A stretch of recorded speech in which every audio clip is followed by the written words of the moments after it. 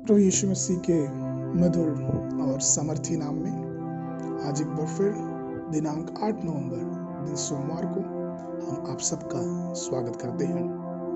आज के दिन का जो वचन लिया गया है वह पाया जाता है प्रकाशित वाक्य की पुस्तक उसका 2 अध्याय उसका 10वां पद। वचन इस प्रकार से कहता है, प्राण देने तक विश्वासी रह तो मैं तुझे जीवन का मुकुट दूंगा। प्राण देने तक विश्वासी रह तो मैं तुझे जीवन का मुकुट दूंगा। प्रभु में मेरे प्रिय लोगों, हमारा जो जीवन है वो परमेश्वर के प्रति, उसकी सच्ची आराधना के प्रति एक वफादार जीवन होना चाहिए। और ये जो विश्वास या फिर यूं कह वफादार जो जीवन है वो 1 या 2 दिन का नहीं, परंतु पूरे जीवन के लिए, या फिर यूं कहें कि हम जब तक मर नहीं जाते तब तक हमारा जो विश्वास से योग्य जीवन है वो प्रभु के प्रति बनी रहने चाहिए।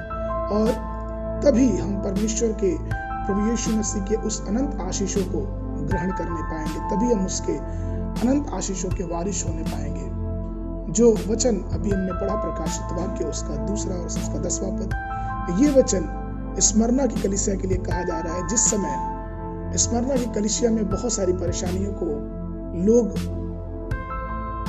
देख रहे थे, लोग उसका सामना कर रहे थे।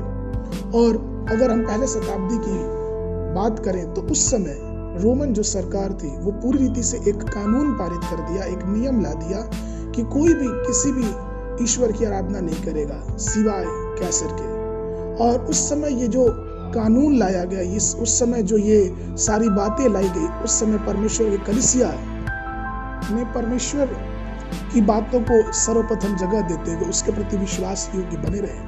और उन्होंने रोमन साम्राज्य का जो भी कानून था उसको स्वीकार नहीं किया। और इसका प्रत्युत्तर में उनको ये मिला कि उन्हें बहुत ही बेरहमी से प्रताड़ित किया गया। अगर हम पहली शताब्दी की इतिहास को देखेंगे कि जो मसीही के जीवनों पे, मसीही लोगों पे जो सताव हुआ था वो बहुत ही बेरहमी से प्रताड़ित किया गया। लेकिन मेरे प्रियो, जितने भी स्मरणा के कलीसिया के लोग थे उन्होंने संसारिक ऐश और आराम से ज्यादा उस परमेश्वर के जीवन रूपी वादे को ज्यादा महत्व दिया। और इसलिए उस कलीसिया के लोग भारी क्लेश से होकर गुजरे। और इसलिए परमेश्वर का वचन कहता है कि तू प्राण देने तक विश्वासी रह तो तू जीवन का मुकुट पाएगा। इसी तरह से मेरे प्रियो, आज का जो समय है, आज का जो परिस्थितियां हमारे और आपके समाज में, हमारे और आपके अगल बगल चल रही हैं, हर प्रकार की समस्याओं का सामना करना पड़ रहा है हमें। क्लेश, मुसीबत, सताव और लोगों के ताने और हर प्रकार की बुरी बुरी बातें। और ये जब बातें हम सुनते हैं तो हमें एक दुख का अनुभव होता है।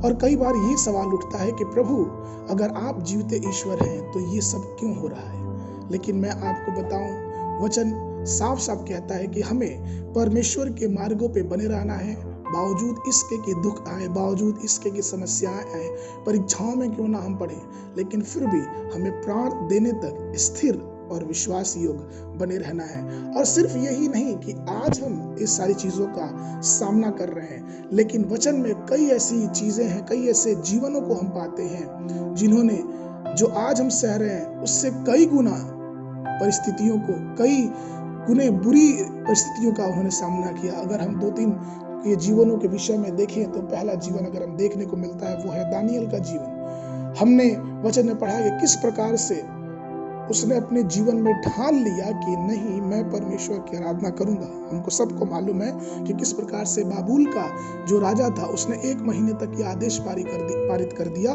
कि कोई भी मनुष्य 1 महीने तक किसी की आराधना नहीं करेगा, सिर्फ उसकी, मतलब सिर्फ राजा की आराधना करेगा।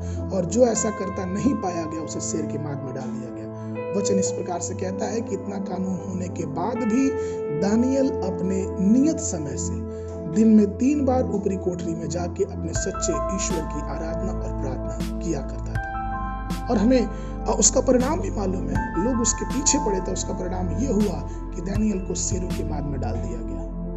लेकिन वचन ये कहता है कि दानियल हर परिस्थितियों के लिए तैयार था। वो उसके सामने मृत्यु था, लेकिन मृत्यु के लिए भी वो वफादार था, क्योंकि वो परमेश्वर के वचनों को मानता था।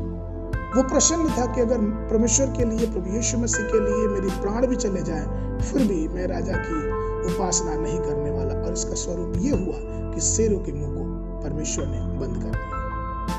मेरे प्रियो, ऐसा ही कुछ मिलता जुलता वाक्य हमको सदरक, मेशक और अबेदनगो के जीवन से देखने को मिलता है कि जहाँ पे एक मूर्ति को स्थापित किया गया और जो उसके सामने नहीं झुकेगा उसको झलकते हुए आग के भट्ठे में डाल दिया गया। ऐसी विकट परिस्थिति, एक ऐसी स्थिति जहाँ पे सदरक, मेशक और अबेदनगो ये तीनों ये खुद ही एक पराये देश में थे और वहां पे भी इन्होंने परमेश्वर की आज्ञा को ज्यादा महत्व दिया और इसका परिणाम हम सब जानते हैं कि उन्हें आग में डाल दिया गया। लेकिन मेरे प्रियो, जब उन्होंने मृत्यु तक अपने प्राण को भी न छोड़ा परमेश्वर के लिए, जब उन्होंने ये ठान लिया कि नहीं, हम परमेश्वर के लिए विश्वास योग्य रहेंगे चाहे हमारी जान ही क्यों ना चली जाए, तब परमेश्वर उनके जीवन में बहुत बड़े बड़े काम किए।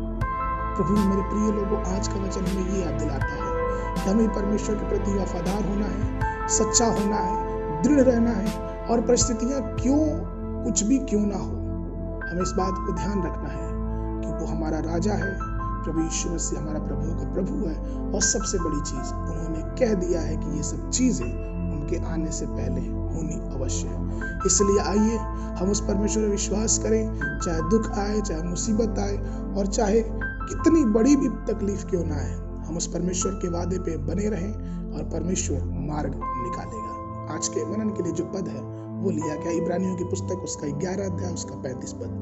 वचन इस प्रकार से कहता है, स्त्रियों ने अपने मरे हुए को फिर से जीविता पाया, कितने तो मार खाते खाते मर गए और छुटकारा ना चाहा, इसलिए कि उत्तम पुनरुत्थान के भागी हो जाए। परमेश्वर हम सबको आशीष देने पाए।